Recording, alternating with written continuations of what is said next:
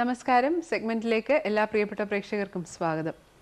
വിദ്യ ഉണ്ണി, ഈ പേര് കേൾക്കുമ്പോൾ പരിചയം തോന്നുന്നുണ്ടല്ലേ? അതെ, കുറച്ച് വർഷങ്ങൾ മുമ്പ് വരെ നമ്മുടെയൊക്കെ പ്രിയപ്പെട്ട നായികയായിരുന്ന ദിവ്യ ഉണ്ണിയുടെ അനുജത്തിയാണ് വിദ്യ ഉണ്ണി. വിദ്യയും ഇതാ സിനിമാഭിനയ രംഗത്തേക്ക് കടന്നു വന്നിരിക്കുകയാണ്. ഡോക്ടർ ലവ് എന്ന സിനിമയിൽ വളരെ പ്രധാനപ്പെട്ട ഒരു കഥാപാത്രത്തെ അവതരിപ്പിച്ചുകൊണ്ടാണ് വിദ്യ സിനിമാ രംഗത്തേക്ക് എത്തിയിരിക്കുന്നത്.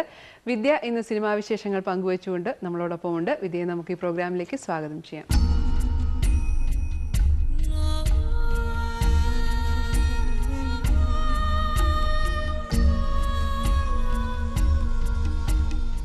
വിദ്യ, നമസ്കാരം.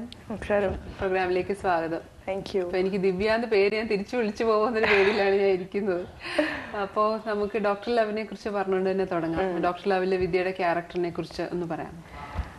ഡോക്ടർ ലവിലെ എന്റെ ക്യാരക്ടറിന്റെ പേര് മഞ്ജു. കുട്ടിയുടെ പാരന്റ്സ് US-ലാണ്, അല്ലെങ്കിൽ അവര് NRIs ആണ്. അപ്പോ ആ കുട്ടി താമസിക്കുന്നത് ഗാർഡിയന്റെ കൂടെയാണ്. ഗാർഡിയനായിട്ട് വരുന്നത് ഇന്നസെന്റ് അങ്കിളാണ്. പിന്നെ മഞ്ജു ഭയങ്കര ഇൻഡിപെൻഡന്റ് ആണ്, സ്മാർട്ട് ആണ്.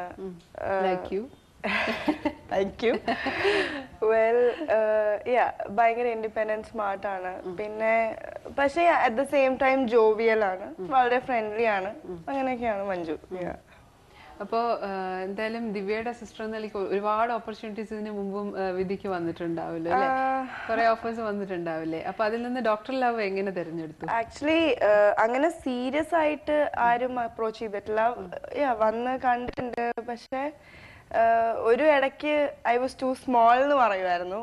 ഭയങ്കര ചെറുതാണ്, ആയിട്ടില്ല, കുറച്ചാളും കൂടെ നമുക്ക് വെയിറ്റ് ചെയ്യാം എന്നൊക്കെ പറഞ്ഞിട്ട് പോവാ അച്ഛൻ്റെ അടുത്ത്.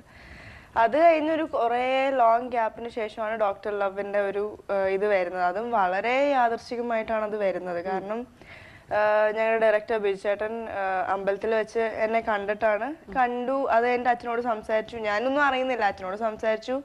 അപ്പൊ അച്ഛൻ പറഞ്ഞു ഫോട്ടോഷൂട്ടിന് വരുന്നുണ്ട് ഇങ്ങനെ ഒരാൾ. അപ്പോഴും ഞാൻ വിചാരിക്കുന്നത് ആസ് യൂഷ്വൽ വരും, ഫോട്ടോ എടുക്കും അഗൈൻ, അങ്ങനെയാണ് വിചാരിച്ചത്. പക്ഷെ അന്ന് അവർക്ക് ഇഷ്ടപ്പെട്ടു.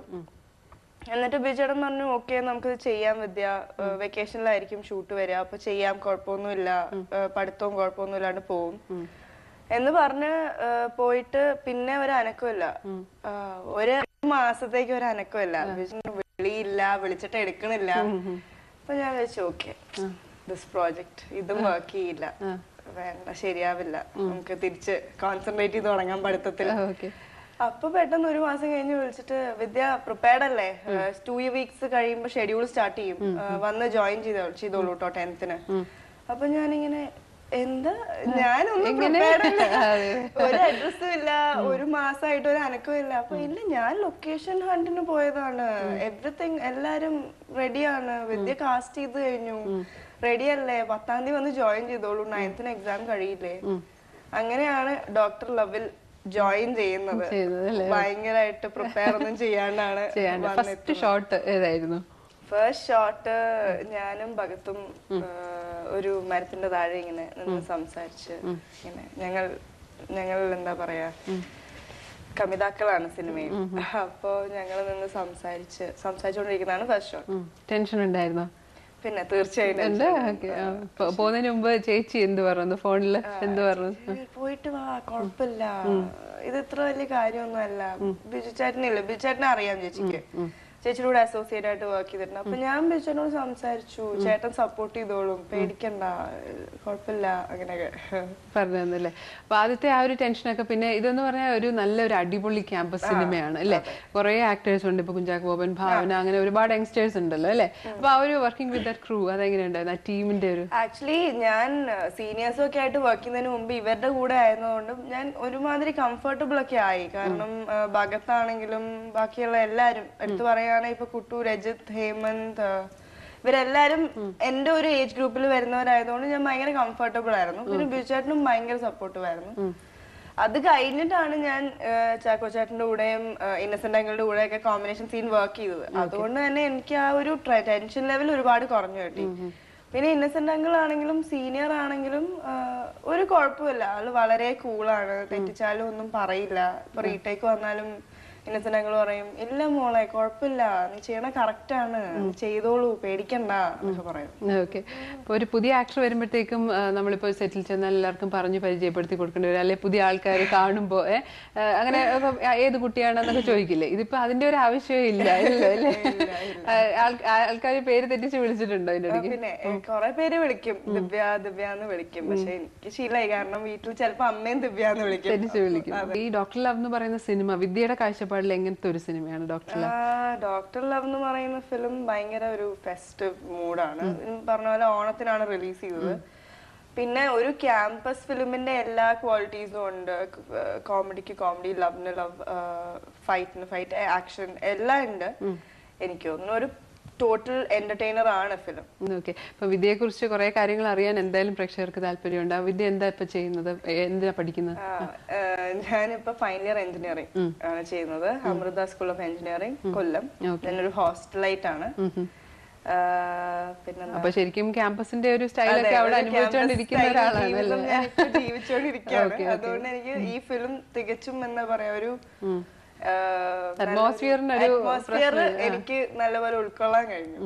ദിവ്യയും വിദ്യയെയും സംബന്ധിച്ച് കോമൺ ആയിട്ടുള്ള ഫാക്ടേഴ്സ് എന്തൊക്കെയാണ്, ഒരു ക്യാരക്ടേഴ്സ് എന്തൊക്കെയാണ്? കോമൺ ആയിട്ട് ഫാക്ടേഴ്സ് കുറവാണ്. എനിക്ക് തോന്നുന്നു ലുക്സ് ആണ് വളരെ കോമൺ ആയിട്ട് എല്ലാരും പറയുന്നത്, കാണുമ്പോ ഒരേപോലെയാണ്. പക്ഷെ രണ്ടുപേരുടെയും പേഴ്സണാലിറ്റി ഡിഫറെന്റ് ആണ്.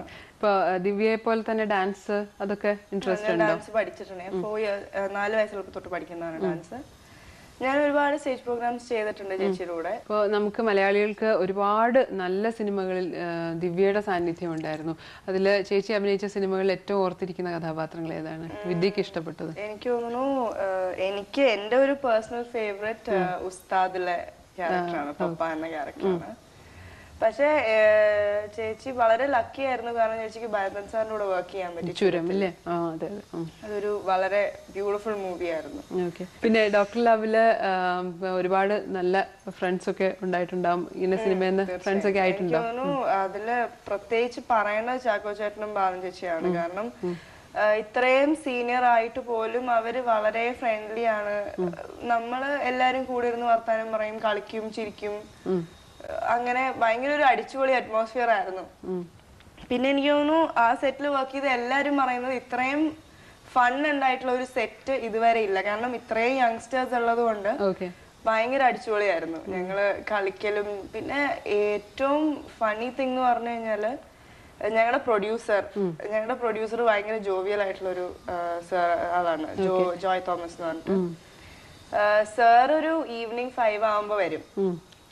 5 ആകുമ്പോ വന്നിട്ട് ബിജുചേട്ടൻ്റെ അടുത്ത്, അതെ നിർത്തുന്നില്ലേ, എന്ത്, എനിക്ക് ക്രിക്കറ്റ് കളിക്കണം, വരൂ നമുക്ക് ക്രിക്കറ്റ് കളിക്കാം, മതി ഷൂട്ടിംഗ് ഒക്കെ, ഈ ചെറുക്കന്മാരെയൊക്കെ ഫ്രീ ആക്കൂ വേഗം. അങ്ങനെയാണ് ഞങ്ങളുടെ പ്രൊഡ്യൂസർ വരാൻ. അഭിനയത്തിനെ വളരെ സീരിയസ് ആയിട്ട് ഇപ്പൊ കാണുന്ന ഒരു സമയമാണെന്ന് വിചാരിച്ചോളൂ. അപ്പൊ എന്തൊക്കെ ഡ്രീംസ് ആയിരിക്കും അതിൽ കാണുക? എനിക്ക് തോന്നുന്നു തീർച്ചയായും ഒരുപാട് നല്ല റോൾസ് ചെയ്യണം, നല്ല ഡയറക്ടേഴ്സിന്റെ കൂടെ നല്ല മൂവീസിന്റെ ഭാഗമാവുക എന്നുള്ളതാണ് എനിക്ക് തോന്നുന്നു എല്ലാ ഒരു നടിമാരുടെ ആഗ്രഹം. അതുപോലെ അത്രേ ഉള്ളൂ. പിന്നെ ഒരു ഡ്രീം റോൾ എന്ന് പറയാൻ മാത്രമൊന്നും ഞാനിപ്പോ ചിന്തിച്ചിട്ടില്ല. കാരണം ഞാൻ പറഞ്ഞില്ലേ, വളരെ യാദൃശ്ചികമായാണ് ഞാൻ ഈ ഫിലിം ചെയ്യുന്നത്. അപ്പോ ഇനിയാണ് ഞാൻ അതിന് വേണ്ടി വർക്ക് ചെയ്യേണ്ടതും ചിന്തിക്കുന്നതും ഒക്കെ. എനിക്ക് തോന്നുന്നു ഈ ഒരു ഫിലിം കൊണ്ട് എനിക്ക് ഒരുപാട് ഗുണങ്ങളുണ്ടായി. കാരണം എനിക്ക് നല്ലൊരു പ്ലാറ്റ്ഫോം ആയിരുന്നു, ഒരുപാട് സീനിയേഴ്സിനോട് വർക്ക് ചെയ്യാൻ പറ്റി. സലീമേട്ടൻ നാഷണൽ അവാർഡ് കിട്ടിയിരിക്കുന്ന ടൈമാണ്. അപ്പോ എനിക്ക് സലീമേട്ടനെ കണ്ട് നേരിട്ട് അഭിനന്ദിക്കാനുള്ള ഒരു അവസരം ഉണ്ടായി. പിന്നെ സലീമേട്ടന്റെ കൂടെ ഒരു ദിവസം സലീമേട്ടന്റെ വർക്ക് ഉണ്ടായിരുന്നപ്പോ ഐ വാസ് ദെയർ, സെറ്റിൽ ഉണ്ടായിരുന്നു. അങ്ങനെ അത് പിന്നെ ഒരു നല്ല ഡയറക്ടർ, നല്ല സപ്പോർട്ടീവ് ആയിട്ടുള്ള ഒരു ഡയറക്ടർ, നല്ല സപ്പോർട്ടീവ് ആയിട്ടുള്ള ഒരു ടീം, അതുപോലെ തന്നെ വളരെ കമ്പനി ആയിട്ടുള്ള ഒരു ക്രൂവിന്റെ കൂടെ വർക്ക് ചെയ്യാൻ പറ്റി. മൊത്തത്തിൽ എനിക്ക് ആ ഒരു ടെൻഷൻ ഫ്രീ അറ്റ്മോസ്ഫിയർ കിട്ടിയത് എനിക്ക് ഡോക്ടർ ലവ് ആയതുകൊണ്ടാണെന്ന് തോന്നുന്നു. ഒരു വേറൊരു ഫിലിമിന്റെ എനിക്കറിയില്ല അത് എത്രത്തോളം അങ്ങനെ ആയിരിക്കും. അപ്പൊ ഒരുപക്ഷെ നമ്മളിങ്ങനെ കുറച്ചു കാലം പോസ്റ്റ്പോൺ ചെയ്ത് വെച്ചാലും അത് വളരെ നല്ലൊരു സിനിമയിലൂടെ തന്നെ തുടങ്ങാൻ പറ്റിയത് തീർച്ചയായിട്ടും ഭാഗ്യം തന്നെയാണ്. അങ്ങനെ തന്നെ ഞങ്ങളും വിശ്വസിക്കുന്നു. കാരണം ഡോക്ടർ ലവ് അത്ര നല്ല സിനിമയാണ്, എല്ലാത്തരം പ്രേക്ഷകരെയും ആ സിനിമ ആകർഷിക്കുന്നു എന്നുള്ളത് സത്യമാണ്. അപ്പോൾ എന്തായാലും ദിവ്യയെ പോലെ ഒരുപക്ഷെ അതിനേക്കാളേറെ വളരെ നല്ല അഭിനേത്രിയായിട്ട് പേരെടുക്കട്ടെ. അതുപോലെ തന്നെ നൃത്തവും ഒക്കെ തന്നെ തുടർന്നുകൊണ്ട് പോവുക. Okay, thank you. അപ്പോൾ വിദ്യ ഉണ്ണി എന്ന അഭിനേത്രിയിൽ നിന്നും ഇനിയും ഒരുപാട് നല്ല കഥാപാത്രങ്ങളെ നമ്മൾ പ്രേക്ഷകർക്ക് പ്രതീക്ഷിക്കാം. അടുത്തയാഴ്ച ഇതേ ദിവസം ഇതേ സമയം പുതിയ അതിഥിയുമായി കാണാം. അതുവരെ നന്ദി.